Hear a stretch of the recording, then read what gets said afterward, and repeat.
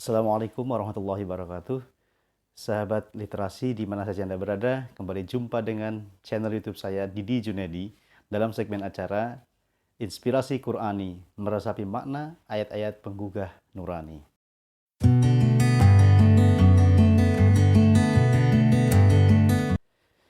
Sahabat Inspirasi Qur'ani yang berbahagia, pada video kali ini saya akan membahas satu tema tentang manusia, makhluk terbaik. Baik, sahabat Inspirasi Qur'ani yang berbahagia, sebelum kita lanjutkan tayangan video kita kali ini, jangan lupa yang baru bergabung dengan channel YouTube ini, silakan tekan tombol subscribe-nya, bunyikan loncengnya, like, comment, and share, agar channel YouTube ini semakin berkembang, semakin membaik, dengan menghadirkan konten-konten terbaik, dan sahabat Inspirasi Qur'ani tidak tertinggal satu video pun. Baik, sahabat literasi yang berbahagia, mari kita mulai tema pembahasan kita, manusia makhluk terbaik.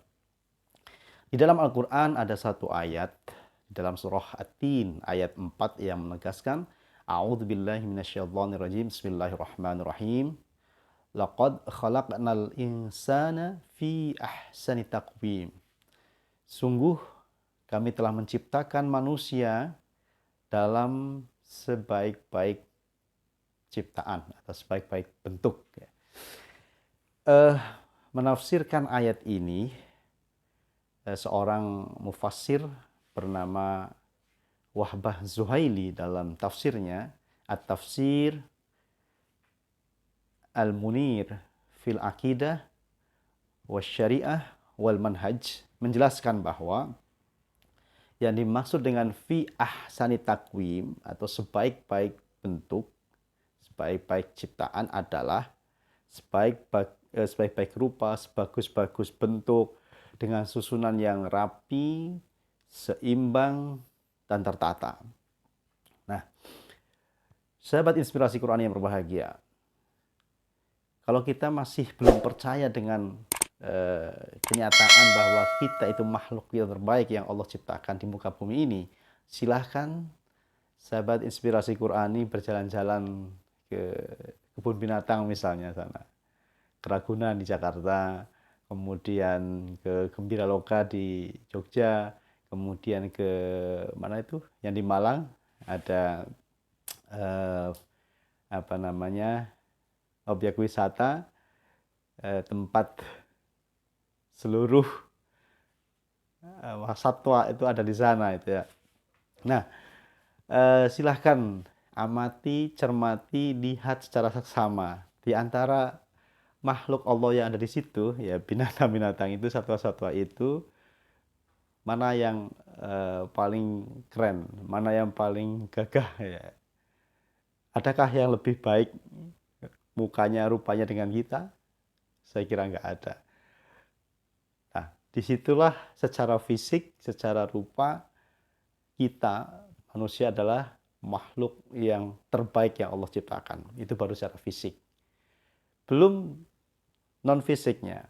Allah bekali kita dengan ya sangat lengkap ya. Kita diberi akal, diberi nafsu, diberi hati.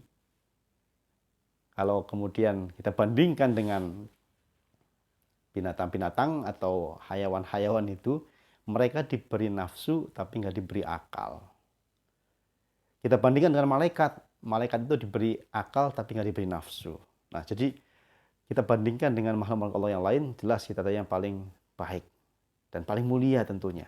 Nah, sahabat Inspirasi Qur'an yang berbahagia, dalam sebuah buku berjudul Al-Awamil As-Saytarah Al-Ghara'iz fi Hayatil Insan, Syekh Husain Madzohiri menjelaskan bahwa manusia itu memiliki dua dimensi. Yang pertama dimensi rohi, yang kedua dimensi jismi. Dimensi rohi ini disebut juga dimensi malakuti, dimensi kemalaikatan. Ya, hal-hal positif itu ada di situ semua. Yang kedua dimensi jismi disebut juga dimensi hayawani, dimensi kebinatangan. Itu biasanya hal-hal yang negatif ada di situ. Nah, menurut beliau bahwa ketika kita mendominasi, dalam diri kita ini terdominasi oleh dimensi malakuti, maka kita jauh lebih mulia dari malaikat sekalipun.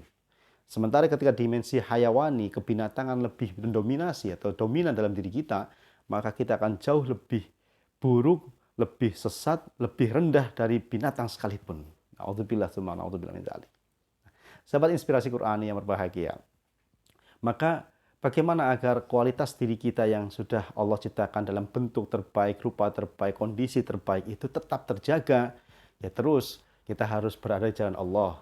Terus menjalin ikatan emosional, ikatan spiritual dengan Allah Subhanahu wa taala dan menjaga akhlak kita dengan sesama. Itu intinya. Jadi kalau kita ingin mulia di hadapan Allah dan mulia di sisi manusia, ya tentu kita harus kualitas hubungan spiritual vertikal dengan Allah, hablum minallahnya baik dan hablum minannas, hubungan horizontal sosialnya juga baik. Nah, sahabat inspirasi Quran yang berbahagia. Di ayat selanjutnya, ayat yang kelima, itu menjadi warning, peringatan keras bagi kita. Tsumma radadnahu asfala safilin. Kemudian kami kembalikan dia atau manusia itu asfala safilin dalam tempat yang serendah-rendahnya tempat. Nah, jadi yang tadinya makhluk terbaik kemudian bisa menjadi makhluk yang paling buruk, yang paling rendah sekalipun. Kenapa? Ketika sudah menyimpang dari ajaran agama. Nah, ini terkait dengan ayat ini, Sayyid Qutb dalam tafsir Fi Dhilalil Quran menjelaskan. Yang dimaksud dengan asfala safilin, tempat terendah yang paling bawah itu adalah ketika seorang manusia sudah menyimpang dari ajaran Allah, sudah mendahulukan nafsunya, sudah intervensi oleh keinginan-keinginan syahwatnya, maka dia akan lebih rendah dari binatang sekalipun. Dia akan rendah dari binatang. Kenapa disebut lebih rendah? Karena binatang itu masih mau bertasbih, bertahmid kepada Allah Subhanahu wa taala.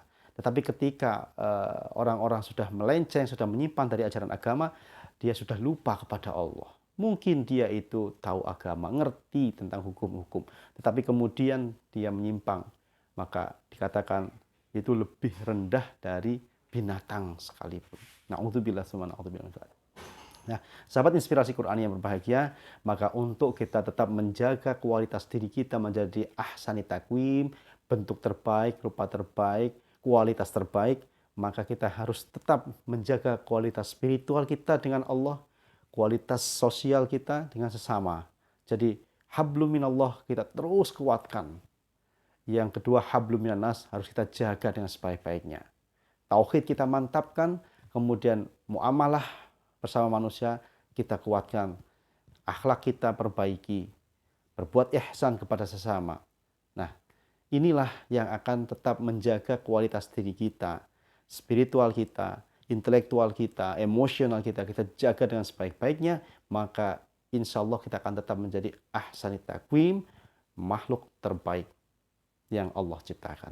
Sahabat inspirasi Qurani, inilah apa yang dapat saya sampaikan pada video kali ini. Mari kita tetap jaga kualitas diri kita, kualitas spiritual, intelektual, dan emosional kita. Sehingga kita akan terus terjaga menjadi ahsani taqwim. Demikian, mohon maaf, terima kasih atas perhatiannya. Wallahu a'lam bishawab. Billahi taufiq wal hidayah. Assalamualaikum warahmatullahi wabarakatuh.